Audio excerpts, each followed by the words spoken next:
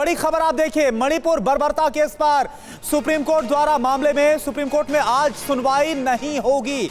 तो यह आपको बता दें कि जो मणिपुर मामले पर आज सुप्रीम कोर्ट में सुनवाई नहीं होगी, सवा 11 बजे के आसपास सुनवाई का पहले वक्त था, लेकिन अब यह अपडेट आ रही है। मुख्य न्यायाधीश जस्टिस डी.वाई. चंद्रचूड़ आज सुनवाई के लिए नहीं बैठेंगे। पीयूष पांडे इस वक्त हमारे साथ जुड़े हुए हैं। पीयूष, क्या वजह सामने आ रही है? जी करुणा, देखिए, एक नोटिस सुप्रीम कोर्ट की ओर से जारी किया गया है कि chief justice of India D.Y.. Chandrachud की बेंच आज सुनवाई के लिए नहीं बैठेगी।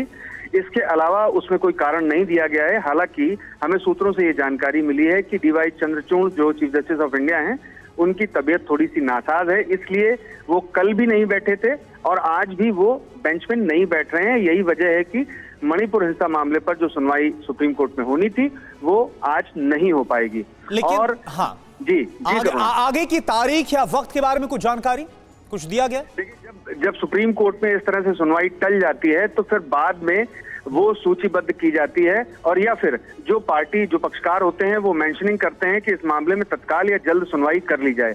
ऐसी स्थिति में जबकि सुनवाई अचानक टली है तो फिर वो बाद में सूचीबद्ध किया जाएगा और इसकी तारीख बाद में ही जारी की जाएगी। ठीक है पीयूष, बहुत बहुत शुक्रिया आपका हमारे साथ जुड़ने के लिए। इस वक्त कांग्रेस की प्रवक्ता रितु जी भी हमारे साथ जुड़ चुकी हैं और स्टूडियो में दो खास मेहमान भी मौजूद हैं। अवधेश जी, जो हलफनामा दायर किया गया है सुप्रीम कोर्ट में केंद्र सरकार की तरफ से, उसे आप किस तरह से देखते हैं? उसमें सरकार ने किस तरह से कब रिएक्ट किया मणिपुर में हो रही हिंसा को लेकर, इसकी तफसील से जानकारी दी गई है। सुप्रीम कोर्ट में अब सुनवाई कब होगी फिलहाल ये जानकारी नहीं है, लेकिन सुप्रीम कोर्ट को इस केस में सुओ मोटो लेना पड़ा, यह भी अपने आप में एक बड़ी बात है।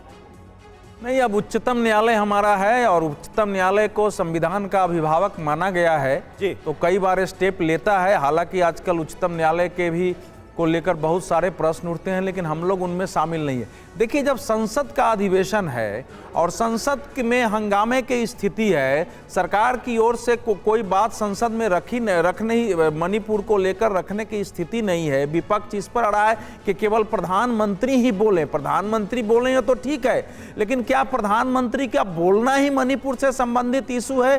क्या विपक्ष के लिए मणिपुर से संबंधित और कोई मुद्दे नहीं है, बस प्रधानमंत्री बोल दें? तो वैसे समय उच्चतम न्यायालय में सुनवाई है तो अपनी पूरी बात रखना कि जनता के बीच वो चला जाए और उससे पता भी चले कि क्या क्या हुआ है। तो जो कुछ रखा गया है, अब देखिए, उससे इतना तो पता चल रहा है कि ये कहना अभी तक गलत साबित हुआ है कि केंद्र सरकार वहां मूक दर्शक बैठी रही। केवल गृह मंत्री वहां 3 दिन रहे, लेकिन गृह राज्य मंत्री वहां 22 दिन तक कैंप करके रहे हैं। ये बताया गया है, वहां कई अफसर वहां कैंप करके रहे लगातार वहां उसको शांत करने के लिए। तो ये सब बातें कैसी आएंगी? उसमें यहां तक भी बात आ गई है कि 35,000 जो पैरामिलिट्री की फोर्सेस हैं, उन्होंने धीरे धीरे एक बफर जोन दोनों के बीच बना लिया है। यह भी खबर आ रही है कि सरकार ने कुकी समुदाय से और मैतेई समुदाय से अलग अलग बातचीत की है। 6 राउंड की बातचीत हो चुकी है। तो ये सारे पहल हो रहे हैं। प्राइम मिनिस्टर बोले, मैं तो यह पूछ रहा हूं, प्राइम मिनिस्टर पर दबाव डालिए, लेकिन क्या मणिपुर की समस्या विपक्ष के लिए केवल प्राइम मिनिस्टर तक बोलना ही है? क्या विपक्ष भी केवल 2024 के चुनाव के मद्देनजर मणिपुर की जघन्य हिंसा और विभत्स कांड को राजनीतिक रूप से उपयोग करने की कोशिश कर रहा है? क्या इसी से मणिपुर शांत होगा? क्या अगर सरकार का फेलियर मानते हैं तो क्या विपक्ष का भी कोई दायित्व नहीं बनता है कि एक शांति की अपील तक हम संसद से प्रस्ताव पारित? बिल्कुल। तो विपक्ष की क्या भूमिका है? और विपक्ष को हथियार, बिल्कुल सर, बिल्कुल अवधेश जी, 2024 चुनाव को ले जाना और गुजरात दंगे की तरह केवल प्रधानमंत्री बोले, क्या प्रधानमंत्री का बोलना ही मणिपुर? बिल्कुल अवधेश जी, बड़ा मुद्दा आपने उठाया कि कहीं ऐसा तो नहीं कि नैरेटिव सेट करने की कोशिश में ही ये सारा कुछ हो रहा है। अब इस बीच देखिए, जयशंकर गुप्ता जी, मैं आपके पास आ रहा हूं। देखिए, प्रधानमंत्री ने, हालांकि विपक्ष को हमने सुना, सुप्रिया सुनेत बोल रही थी कि 78 दिन के बाद 36 सेकंड बोले, लेकिन प्रधानमंत्री ने बेहद ही शर्मनाक घटना उसको बताया जो 2 महिलाओं के साथ हुआ। इसके बावजूद सदन के अंदर प्रधानमंत्री बोले, उसी पर विपक्ष राजी होगा, उसके अलावा कोई बातचीत नहीं हो पा रही है।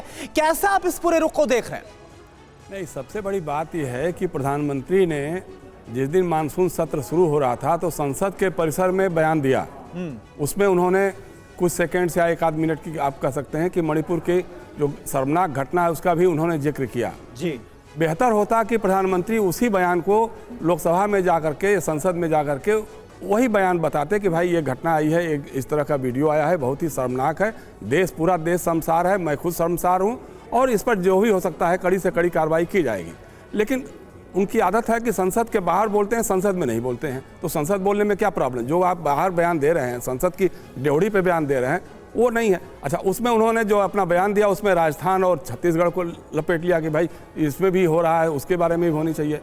राजस्थान में या छत्तीसगढ़ में पुलिस ने बर्बर अत्याचारियों या बर्बर बलात्कारियों के सिपुर्द नहीं किया था महिलाओं को। मणिपुर की घटना में साफ है कि जो 3 महिलाएं हैं उनको पुलिस की कस्टडी से दिया गया, आतताइयों को, जो बर्बर नराधम थे, दरिंदे थे, उनको सौंपा गया। दूसरी बात यह है कि 3 मई 4 मई को जो घटना हो रही है, अभी तक उसका कुछ पता ही नहीं था। मैं इसी पर जब हम लोग चर्चा कर रहे थे यहीं पे बैठ करके, हमने कहा था कि जो वीडियो बनाने वाला अब उसकी सहमत आने वाली है, अब उसकी जांच करने की कोशिश की जा रही है। नहीं, कुल 7 लोग इस मामले में गिरफ्तार किए गए हैं और मामले को फास्ट ट्रैक कोर्ट में चलाया जाएगा, ये क्लियर किया है केंद्र सरकार की तरफ से भी, ये क्लियर किया गया है।